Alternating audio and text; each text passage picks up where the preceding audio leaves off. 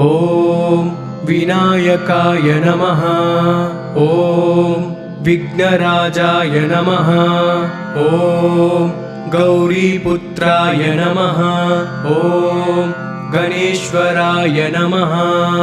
ॐ स्कन्दग्रजाय नमः।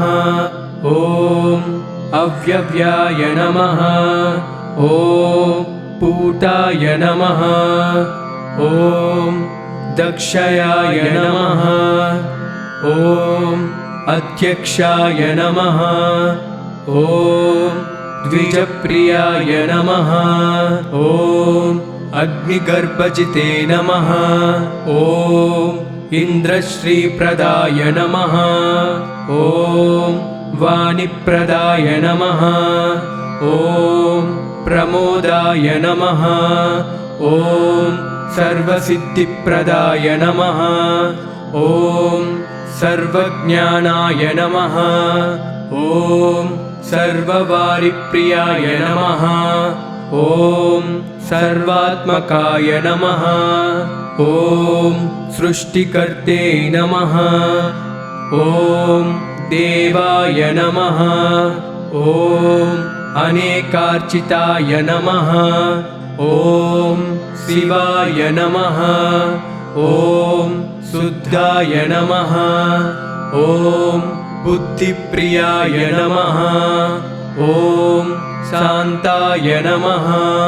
ॐ ब्रह्मचारिणे नमः। ॐ गजाननाय नमः। ॐ द्वैमात्रेयाय नमः।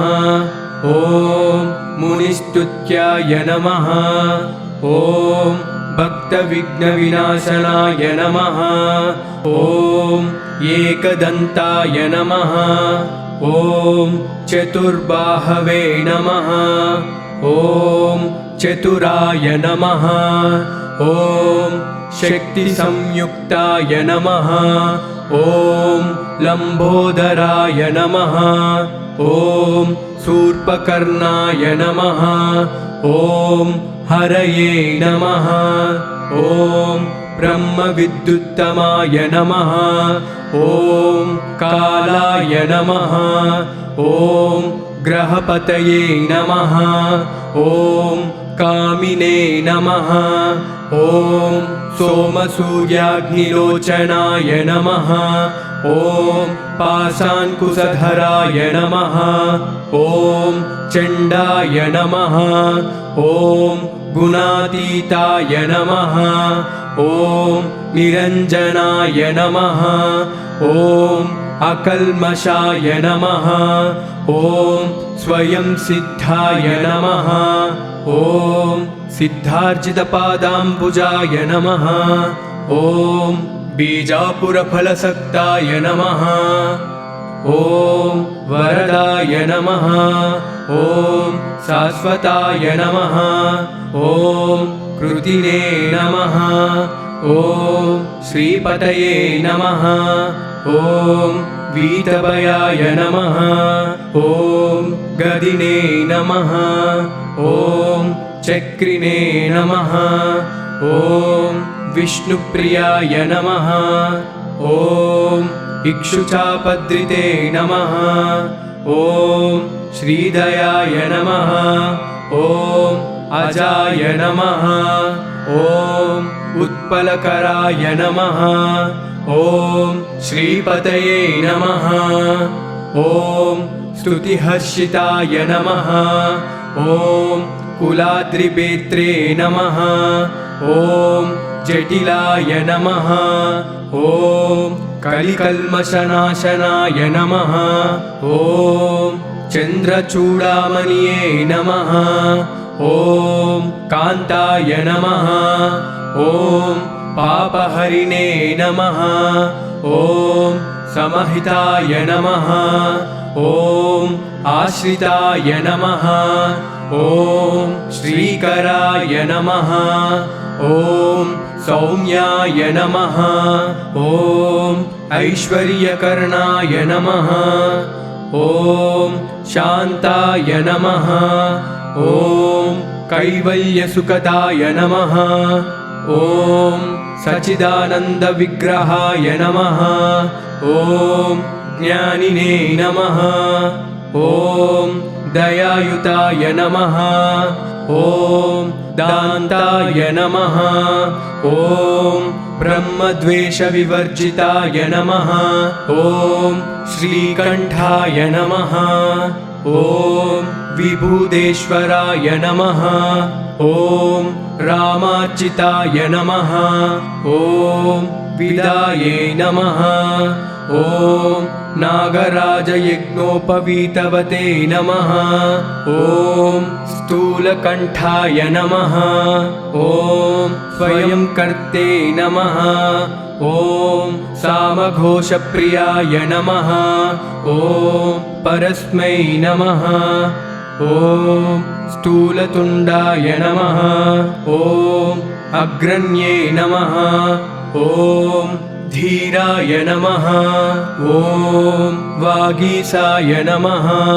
ॐ सिद्धिदायकाय नमः। ॐ दुर्वबिल्वप्रियाय नमः। ॐ अव्यक्तमूर्तये नमः। ॐ अद्भुतमूर्तिवते नमः। ॐ सुमुखाय नमः। ॐ समस्तजगदाधाराय नमः। ॐ मायिने नमः। ॐ मूषिकवाहनाय नमः। ॐ पार्वतीनन्दनाय नमः। ॐ तुष्टाय नमः। ॐ प्रसन्नात्मने नमः। ॐ प्रमुखाय नमः।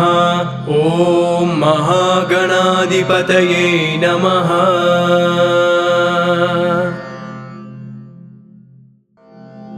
ॐ विनायकाय नमः।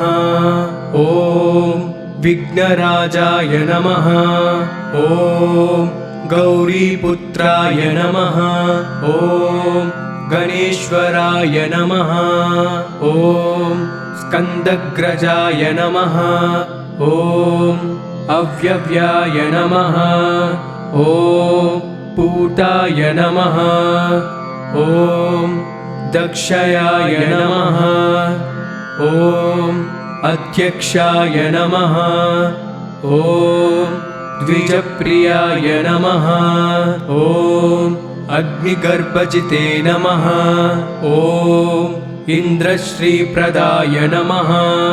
ॐ वाणिप्रदाय नमः। ॐ प्रमोदाय नमः। ॐ सर्वसिद्धिप्रदाय नमः। ॐ सर्वज्ञानाय नमः। ॐ सर्ववारिप्रियाय नमः। ॐ सर्वात्मकाय नमः। ॐ सृष्टिकर्ते नमः। ॐ देवाय नमः। ॐ अनेकार्चिताय नमः। ॐ शिवाय नमः। ॐ शुद्धाय नमः। ॐ बुद्धिप्रियाय नमः। ॐ शान्ताय नमः। ॐ ब्रह्मचारिणे नमः। ॐ गजाननाय नमः। ॐ द्वैमात्रेयाय नमः। ॐ मुनिस्तुत्याय नमः। ॐ भक्तविघ्नविनाशनाय नमः। ॐ एकदन्ताय नमः। ॐ चतुर्बाहवे नमः। ॐ चतुराय नमः। ॐ शक्तिसंयुक्ताय नमः। ॐ लम्बोदराय नमः। ॐ शूर्पकर्णाय नमः। ॐ हरये नमः। ॐ ब्रह्मविद्युत्तमाय नमः। ॐ कालाय नमः। ॐ ग्रहपतये नमः। ॐ कामिने नमः। ॐ सोमसूर्याग्निलोचनाय नमः। ॐ पाशाङ्कुशधराय नमः। ॐ चण्डाय नमः।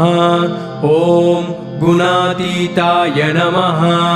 ॐ निरञ्जनाय नमः। ॐ अकल्मषाय नमः।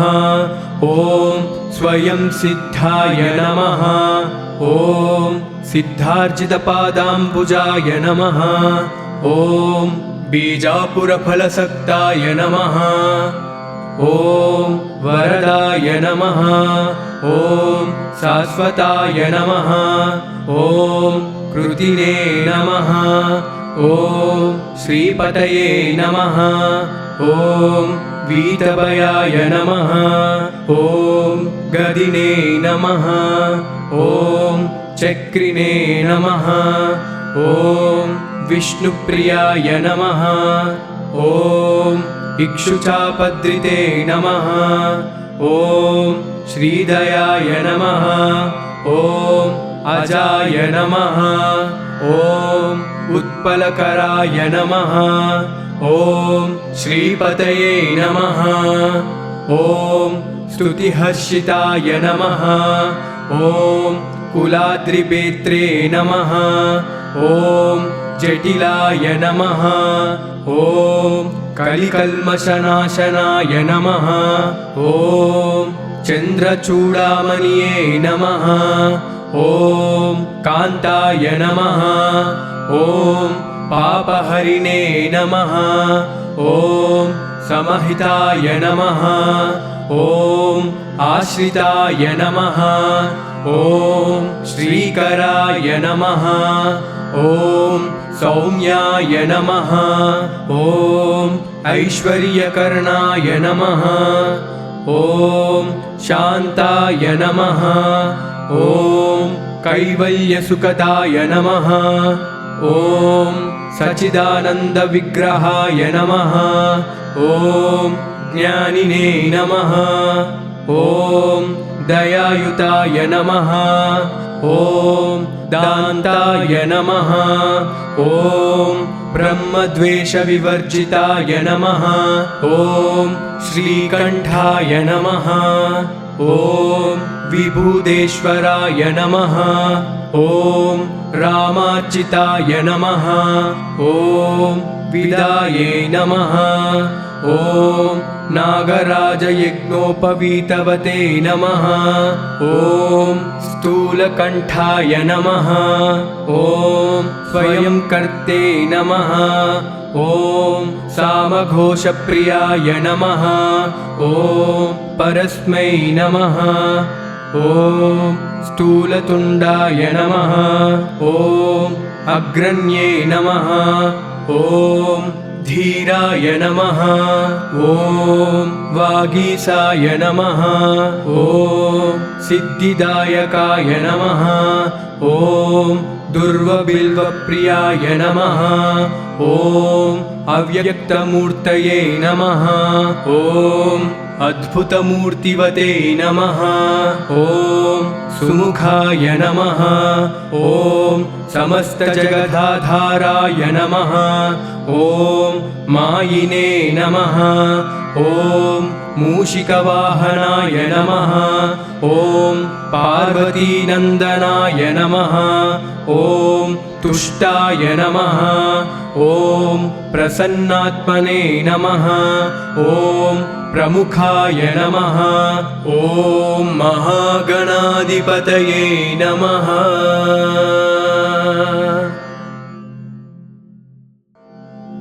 ॐ विनायकाय नमः। ॐ विघ्नराजाय नमः। ॐ गौरीपुत्राय नमः। ॐ गणेश्वराय नमः। ॐ स्कन्दग्रजाय नमः। ॐ अव्यव्याय नमः। ॐ पूताय नमः। ॐ दक्षयाय नमः। ॐ अध्यक्षाय नमः। ॐ द्विजप्रियाय नमः। ॐ अग्निगर्भजिते नमः। ॐ इन्द्रश्रीप्रदाय नमः। ॐ वाणिप्रदाय नमः। ॐ प्रमोदाय नमः। ॐ सर्वसिद्धिप्रदाय नमः। ॐ सर्वज्ञानाय नमः। ॐ सर्ववारिप्रियाय नमः। ॐ सर्वात्मकाय नमः। ॐ सृष्टिकर्ते नमः। ॐ देवाय नमः। ॐ अनेकार्चिताय नमः। ॐ शिवाय नमः। ॐ शुद्धाय नमः। ॐ बुद्धिप्रियाय नमः। ॐ शान्ताय नमः। ॐ ब्रह्मचारिणे नमः। ॐ गजाननाय नमः। ॐ द्वैमात्रेयाय नमः। ॐ मुनिस्तुत्याय नमः। ॐ भक्तविघ्नविनाशनाय नमः। ॐ एकदन्ताय नमः। ॐ चतुर्बाहवे नमः। ॐ चतुराय नमः। ॐ शक्तिसंयुक्ताय नमः। ॐ लम्बोदराय नमः। ॐ शूर्पकर्णाय नमः। ॐ हरये नमः। ॐ ब्रह्मविद्युत्तमाय नमः। ॐ कालाय नमः। ॐ ग्रहपतये नमः। ॐ कामिने नमः। ॐ सोमसूर्याग्निलोचनाय नमः। ॐ पाशाङ्कुशधराय नमः। ॐ चण्डाय नमः।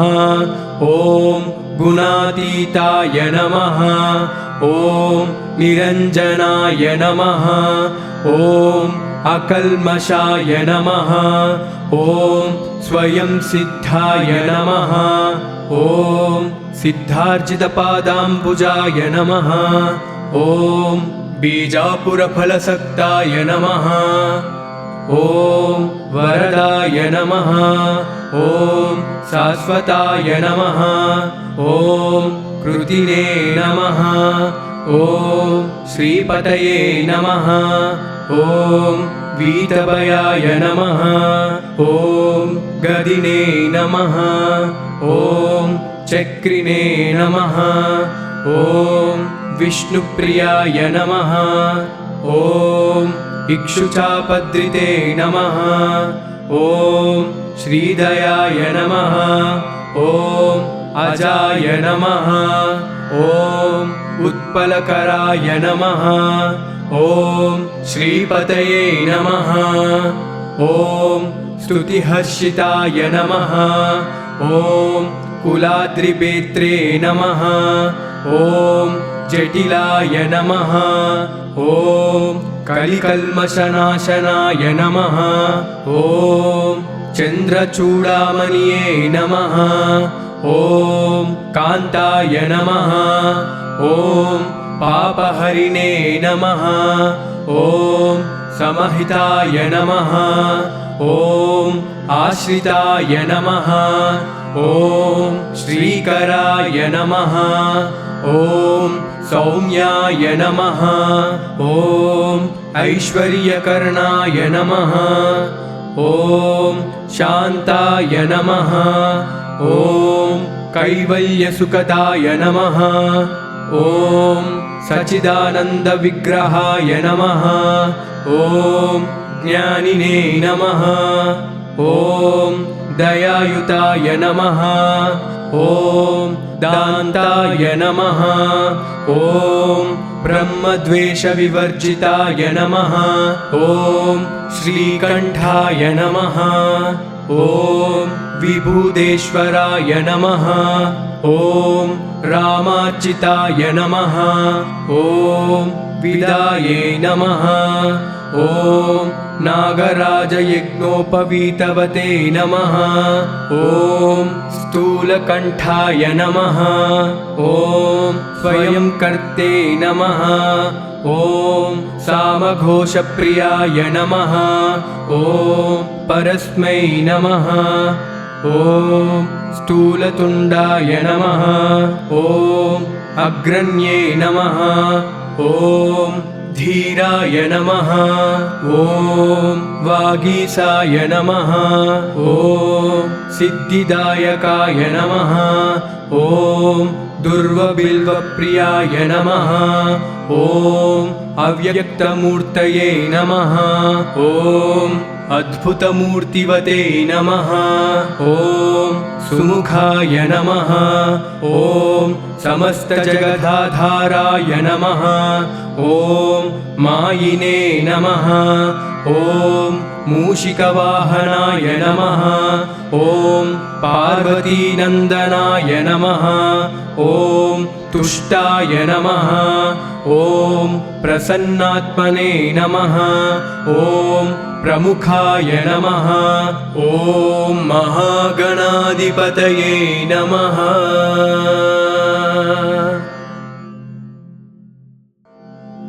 ॐ विनायकाय नमः। ॐ विघ्नराजाय नमः। ॐ गौरीपुत्राय नमः। ॐ गणेश्वराय नमः। ॐ स्कन्दग्रजाय नमः। ॐ अव्यव्याय नमः। ॐ पूताय नमः। ॐ दक्षयाय नमः। ॐ अध्यक्षाय नमः। ॐ द्विजप्रियाय नमः। ॐ अग्निगर्भजिते नमः। ॐ इन्द्रश्रीप्रदाय नमः। ॐ वाणिप्रदाय नमः। ॐ प्रमोदाय नमः।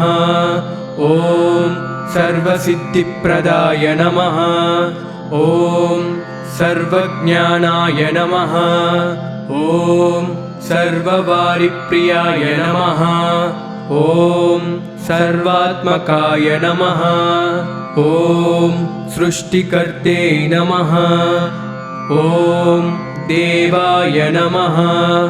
ॐ अनेकार्चिताय नमः। ॐ शिवाय नमः।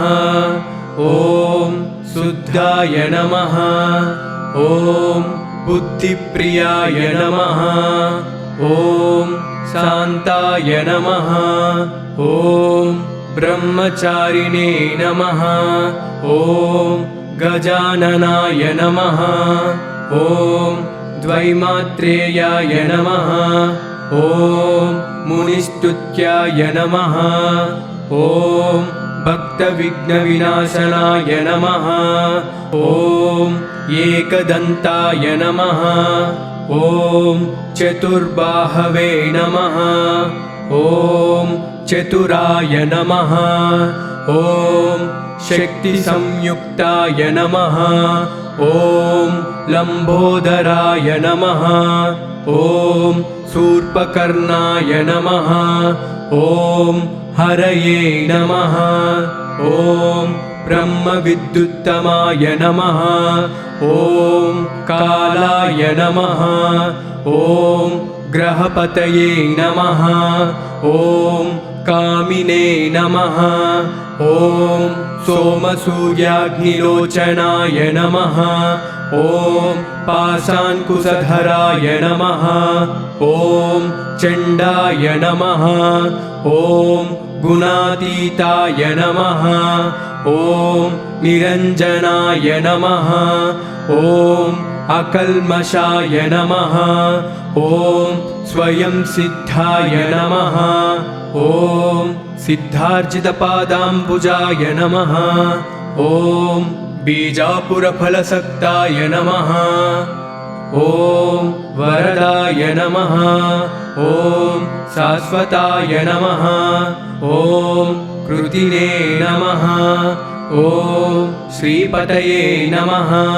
ॐ वीतभयाय नमः ॐ गदिने नमः ॐ चक्रिणे नमः ॐ विष्णुप्रियाय नमः ॐ इक्षुचापद्रिते नमः ॐ श्रीदयाय नमः ॐ अजाय नमः ॐ उत्पलकराय नमः ॐ श्रीपतये नमः ॐ स्तुतिहर्षिताय नमः ॐ कुलाद्रिपेत्रे नमः ॐ जटिलाय नमः ॐ कलिकल्मषनाशनाय नमः ॐ चन्द्रचूडामणिये नमः ॐ कान्ताय नमः ॐ पापहरिणे नमः ॐ समहिताय नमः ॐ आश्रिताय नमः ॐ श्रीकराय नमः ॐ सौम्याय नमः ॐ ऐश्वर्यकर्णाय नमः ॐ शान्ताय नमः ॐ कैवल्यसुखदाय नमः ॐ सच्चिदानन्दविग्रहाय नमः ॐ ज्ञानिने नमः ॐ दयायुताय नमः ॐ दान्ताय नमः ॐ ब्रह्मद्वेषविवर्जिताय नमः ॐ श्रीकण्ठाय नमः ॐ विभूदेश्वराय नमः ॐ रामार्चिताय नमः ॐ विदाये नमः ॐ नागराजयज्ञोपवीतवते नमः ॐ स्थूलकण्ठाय नमः ॐ स्वयंकर्ते नमः ॐ सामघोषप्रियाय नमः ॐ परस्मै नमः ॐ स्थूलतुण्डाय नमः ॐ अग्रण्ये नमः ॐ धीराय नमः ॐ वागीसाय नमः ॐ सिद्धिदायकाय नमः ॐ दुर्वबिल्वप्रियाय नमः ॐ अव्यक्तमूर्तये नमः ॐ अद्भुतमूर्तिवते नमः ॐ सुमुखाय नमः ॐ समस्तजगदाधाराय नमः ॐ मायिने नमः ॐ मूषिकवाहनाय नमः ॐ पार्वतीनन्दनाय नमः ॐ तुष्टाय नमः ॐ प्रसन्नात्मने नमः ॐ प्रमुखाय नमः ॐ महागणाधिपतये नमः।